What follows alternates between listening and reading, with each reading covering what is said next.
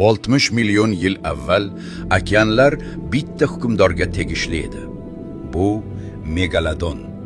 18 metr uzunlik, qo'l kattaligida tishlar, jag'lari kit bosh suyagini yong'oqdek chaqirdi.